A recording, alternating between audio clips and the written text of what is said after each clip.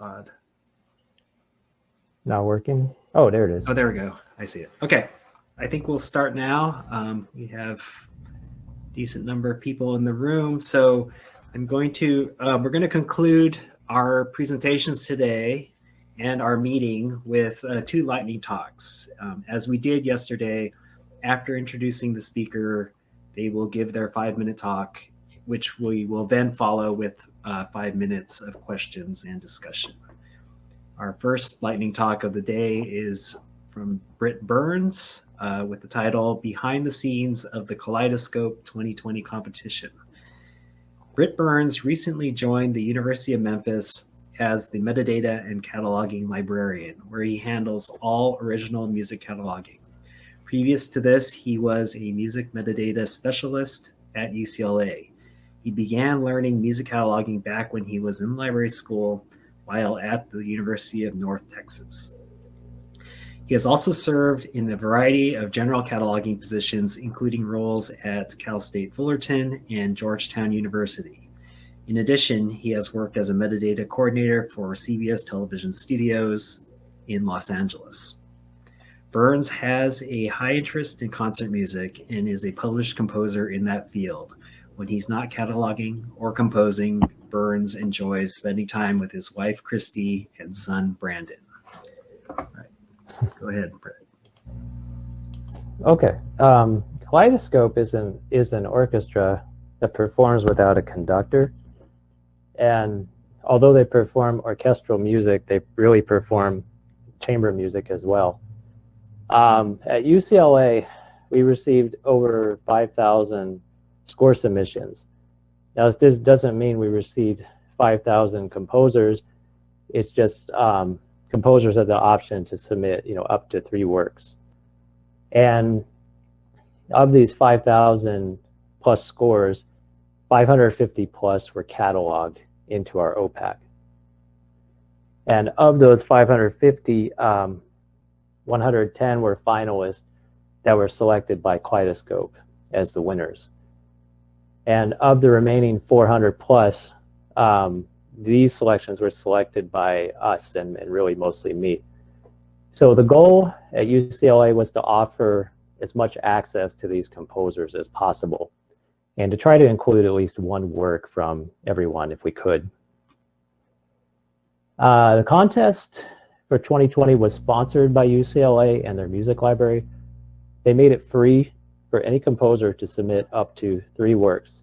Normally, there would have been about a $30 fee, if I remember correctly. Composers had the option to make their music open access or not. Some works were owned by a publisher already, so they could not be open access. And other composers just opted not to do it. And also, some composers later asked to have their works withdrawn, which was fine. It happened a few times. And for the 264 publishing field, we determined it was best to use UCLA as the publisher because we were the ones publishing. If there was a publisher in the score, like written on the score, we would include that in a 500 note.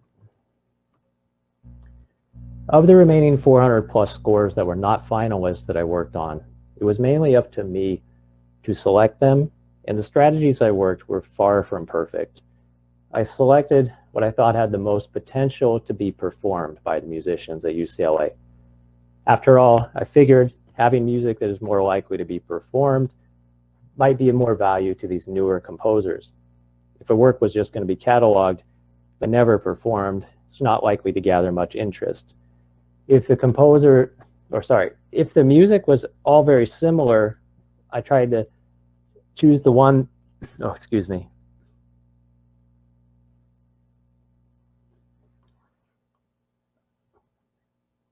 I'm sorry, I'm having some kind of problem with my computer. Okay. Oh, hold on. Okay. All right. Sorry, I was saying of those works, if they were all very similar, I just chose the one that I thought looked the most impressive. Sorry about that. One of the things I discovered was that a lot of works were very unusual in the instrumentation. it was a fun challenge because a lot of the subject headings required a lot of careful, analysis, and there were things that were just I wasn't used to doing. A few examples included a work for electronically modified trumpet and electronics, a work for a ditzy and cello, which is like a common name for flute in China, and a work for solo horn and video. So overall, I really enjoyed this project. It was the first time that I was working with eScores and open access. There were tons of solo instruments, tons of duets, lots of chamber ensembles. And it was nice that, there's the chance that a lot of this music will get performed. Even though I only worked on a fraction of them, it just made me happy to know that I was able to contribute to this project and that they'll still be accessible for people in the future that, may want to do a little exploring. And the works I didn't get through, they're still accessible if people want to search for them. It's just that they don't have full metadata. So that's all my talk, pretty short. Great. Thank you, Britt. So we have time for some questions. If anyone wants to put a question into the Q&A, now's the time. I do have a question for you just to start it off. So these are eScores and they're available through the UCLA catalog. Where are they hosted? Yeah, eScholarship, is that the correct answer for that? I don't know. I'm is not it sure, a honestly. repository? Is that what it is? I think so, yes. They're in Okay. they're in our eScholarship website. So you could go there and download them or view them as PDFs. But I really didn't have anything to do with that part of it, obviously. Actually, Hermina can probably talk about this because she knows about it as well. So. All right. Oh, she answered it. Okay, she answered it in the chat. Did she? Sorry. eScholarship is the UC digital repository. Okay, so it's for the UC system. That makes sense.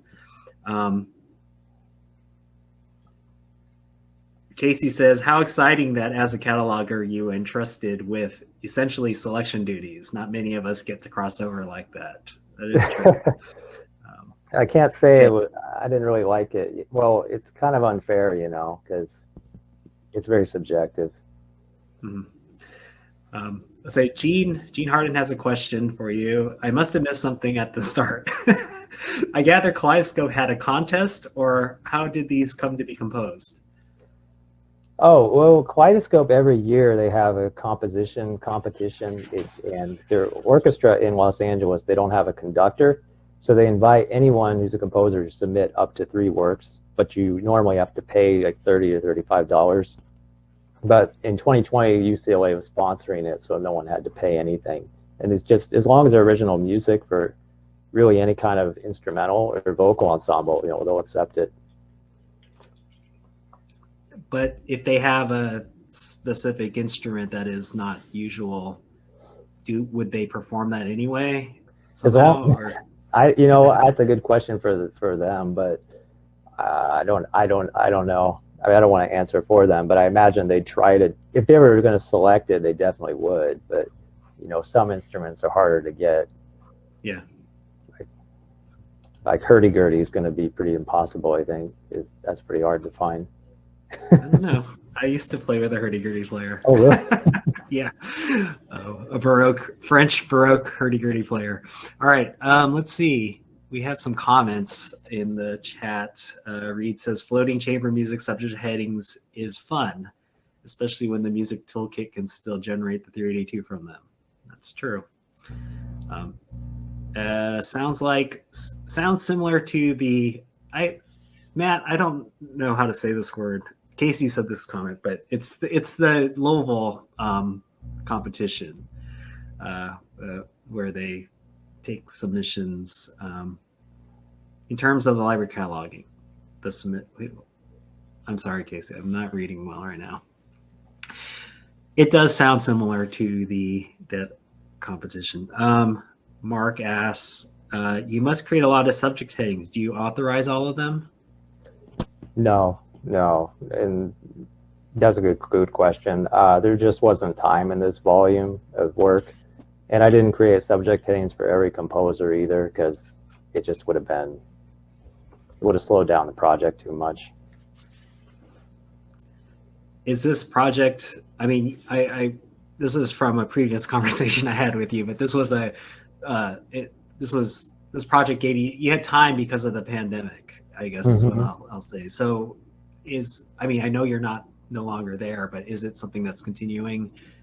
Is somebody cataloging these, or was your thing a finite set of full cataloging that will remain? When it first started, I think anybody could contribute to this if they wanted to, but I don't think many people really worked on it except for me and Hermina, and I don't think anyone's continuing to work on it now.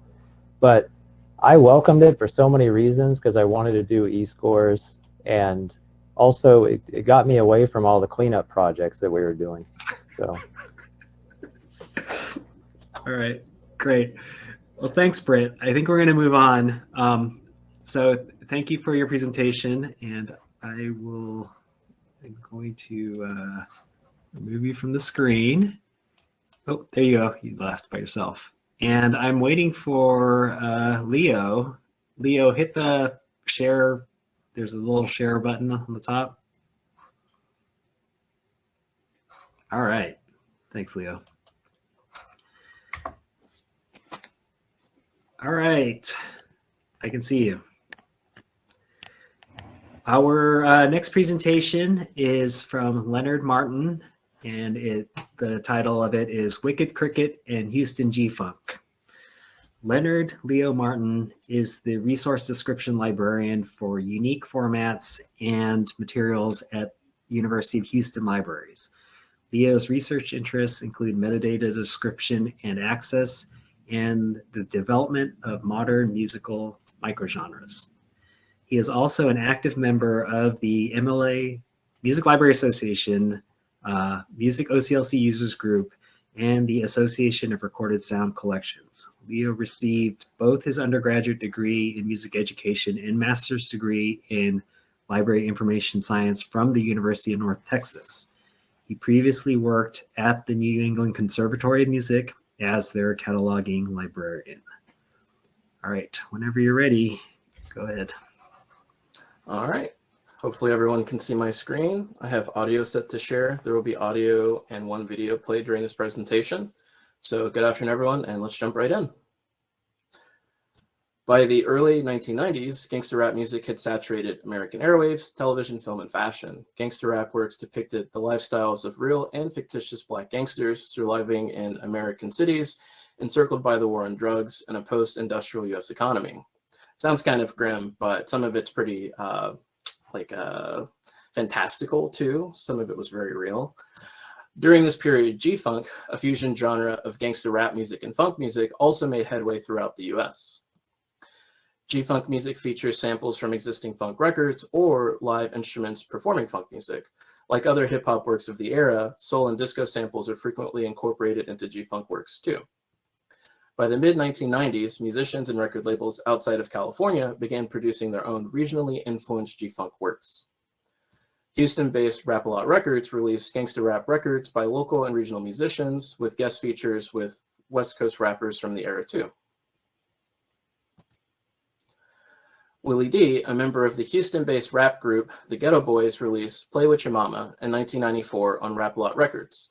This single features West Coast gangster rap / G-Funk icon Ice Cube and features samples by Benny King's 1975 song, Supernatural Thing, as well as the Honey Drippers' 1973 single, Impeach the President. Here's a brief clip from the official music video, Play With Your Mama. Hey, didn't your mama tell you not to talk when grown folks is talking? Will you shut your mouth when grown folks is talking? We don't play that. So you need to just go on and play with your mom. Willie D. The gangsta love is on the go once more. I've been so low 2 in a row. Still got a bank full of money, fancy cars, a big crib. And just so everyone knows, a big part of this video is also about negative reviews Willie D got for a previous solo album. So that's kind of the guy you saw earlier with the Willie D mixtape. He actually ends up kidnapping them later in the music video, but we unfortunately don't have time to watch the whole thing. Houston's own MC Wickett Crickett released his only known and official album, Where You From, in 1996. Wickett Crickett was born in Houston in 1959 and lived in New York as a teenager, where he also received a stage name. He returned to Houston and met Willie D, seen in the previous slide, while they were both in high school together. Where You From was released on vinyl, CD, and cassette, with the issue number seen here in 1996. The DJ Screw Sound Recordings collection at the University of Houston contains a lacquer disc test pressing to the A side of Crickett's 1996 album. These recordings are named after Crickett's G-Funk influence anthem for Houston, Where You From? This work features a Parliament Funkadelic-inspired bass line by studio bass guitarist and music producer Dirt. The full-length album also features a chopped and screwed version of Where You From by DJ Screw, rest in peace. So this was a handwritten note for the lacquer disc, pretty straightforward from what you can see here. The title and contents notes come from handwritten disc labels, as seen here. The publication information appears on the disc label and the container as well. The performers appeared on the handwritten note, which was confirmed by the cassette of the full-length album already cataloged in the collection. And I had to make a name authority record for Dirt the musician, and I updated Wickett Crickett's record as well. So here's a close-up of the disc again. Seen here is the carry and extent for the lacquer disc. So you see the 340 highlighted, as well as boilerplate 344s. Next is the content notes. Note, however, there is a censored radio version and an uncensored street version with explicit lyrics. This is pretty common from the era. We also include a local note for provenance after export into our local catalog. So this appears in the locally cataloged records for all of the DJ Screw Sound Recording Collection items. For subjects, a partial 382 for rapper was entered. The following Library of Congress subject headings were supplied. Note the geographic subdivision for Houston because this record is about Houston. Here, the reciprocal genre headings were entered. Note remixes music, so it's different from the 650 remixes, as well as test pressing sound recordings. Here is the J-card insert for the full-length album released on cassette. So the lacquer disc test pressing were the first 4 tracks featured on side 1 of this cassette, and then the feature-length album has a second side with other works. So a lot of information here, but I'll break it down in the next couple of slides. The extent and carrier information for cassette tapes can be found on the MLA Best Practices for Audio Carriers document. The contents note appears here with the inclusion of the screwed version, so this appears on side 2 of the cassette. And DJ Screw is also added as an additional entry with the relationship designator remix artist. So now we'll hear the difference between each version. First is the radio version from the official album, Where You From? Where you from? Where you from? Where you from? Sing it, y'all. I feel like breaking it up. Feel like breaking it up. Who got that good smoke? I feel like buying it up. Feel like buying it up. You should meet y'all. I feel like fucking it up. And I'll let you use your imagination about the difference between this radio edit and the street mix, which we unfortunately won't have time to listen to today. Next is the Dirt radio version, which has a slightly modified bass line. You ain't taking no stuff away from the finger sign. Where you from? Where you from? Where you from? Here we go, y'all. I feel like breaking it up. Feel like breaking it up. Who got that serve? I feel like smoking it up. Feel like smoking it up. Push the street, y'all. And lastly, we'll hear the screwed version of Where You From, which is actually pretty interesting as far as chopped and screwed music is too. Your ass real quick. Where you from? Where you from? Where you from? You got that love for your neighborhood. Where you at? You got that love for your neighborhood. Where you at? You got that love for your neighborhood. Where you at? Let me see you rip it. Let me see you rip And that's all for this lightning talk. I'd also like to thank Emily Vinson here at the University of Houston Libraries, who works on our special collection and is our digitization and preservation expert. She helped digitize these sound recordings for me. Oh, we have some Inception here. So there you go. You're in Inception. Okay. yeah. And a slight tangent, I'll just plug that Inception's actually pretty heavily inspired by Satoshi Kon's Paprika, which is a far superior film.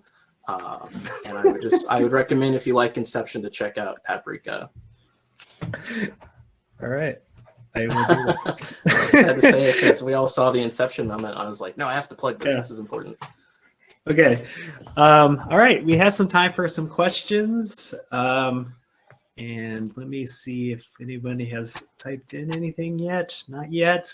I'm going to check the chat. Nothing here yet. I have a question for you, and I'm not trying to call out your NACO skills. I'm just curious about why Dirt with two T's needed a qualifier musician thing. Yeah. I mean, I'm just not, I don't know. Anyway, sorry. No, it's a great question. When I was undergoing NACO review, in some instances, like if it's like DJ so-and-so, it was pretty explicit that they were a musician. In the case of Dirt, it was like, oh, it could be a different type of performer, like the name could be used for something other than music. So it is unique in that sense, but when I was going through the training, it was specified in instances like that, it's better to qualify it. That way, if another name comes around, it's a little bit better with disambiguation. There's also variant access points for, various access points for his actual name. And I don't know if everyone saw on the disc labels, it's spelled D-E-R-K, Dirk, and then his actual recording name is D-I-R-T-T too. And I see that Mark Scharf also has a comment, Dirk could also be considered not a person. So. That's true. Okay. So I hope I answered your question. I think this Cleaning product is nice in this case, but I was just curious what the decision was. We have a question from Suzanne. I might have missed this, but what is the Dirt radio version? And can you describe it? I guess? So the radio version, so it's actually kind of interesting. So in the test pressing, there was a moment where I thought it might have actually been a demo because there is quite a bit of additional production, but fundamentally the tracks are nearly identical. So the Dirt version compared to the original is just there's extra bass licks. The section that I chose for two reasons. One, it was easier to find through all three versions of the song, but also because as far as lyrics go, it wasn't so completely different. The screwed version only was presented as there's only like the street version of the chopped and screwed version, and the lyrics are pretty explicit, and I just didn't want to have to go through the hassle of like finding another clip. But as far as like content between the two, it's basically just like slightly different production, and then Dirt has additional bass lines. He specifically produced that track, so on the cassette J card, you can see there's a different producer for the original version. All right, thanks. Yeah, like radio versions are an interesting phenomena, from that era, right? So anyway, we I have also a question agree from. with. Oh, sorry. Go ahead. I'll say my bit after. No, go ahead. Go ahead, please. Oh, I was just going to say I agree with Reed about G-Funk should be an LCGFT term. In an earlier version of this, like I'm usually pretty long-winded, so I cut this down quite a bit from what I originally came up with. And I did have a line about submitting the G-Funk term. I just like on the list of things I have going on, that's like one more thing on the list. But in the DJ Screw collection, we hit like a pretty big section of like mid 90s, like a lot of West Coast rappers. So there's like ample material for justification for its inclusion. It would also make a lot more sense because having gangster rap music and funk side by side doesn't necessarily help as far as like searching. It can, and depends on what you're looking for. But G-Funk's more appropriate. All right. Gene had a question, and I think I can answer this, but you can answer it too. I'm not familiar with the genre. What is screwed version? What is the screwed version? Oh, no, that's a great question, Gene. So here in Houston, we have this kind of like local, somewhat regional genre called chopped and screwed music, which was pioneered by DJ Screw, who passed away back in 2000. It's a style of style of remix, but not all versions of chopped and screwed recordings have an actual like real playback tempo version. Some instances, the only manifestation exists is the chopped and screwed version, so it's technically not a remix. And if you look in GFT, it's directly under rap. And it's basically like it's a slowed down version, and it's inspired by like local Houston culture. DJ Screw came up with it when the story goes was he was on lean, which is like a codeine infused Sprite drink, which is basically why codeine is behind like glass and lock nowadays, to be quite honest. And it also was to escape, like, again, like I kind of alluded to in the slides, like the war on drugs really actually changed like what people did. And it actually comes from people actually smoking marijuana, not lean. They just happen around the same time, so the story gets conflated.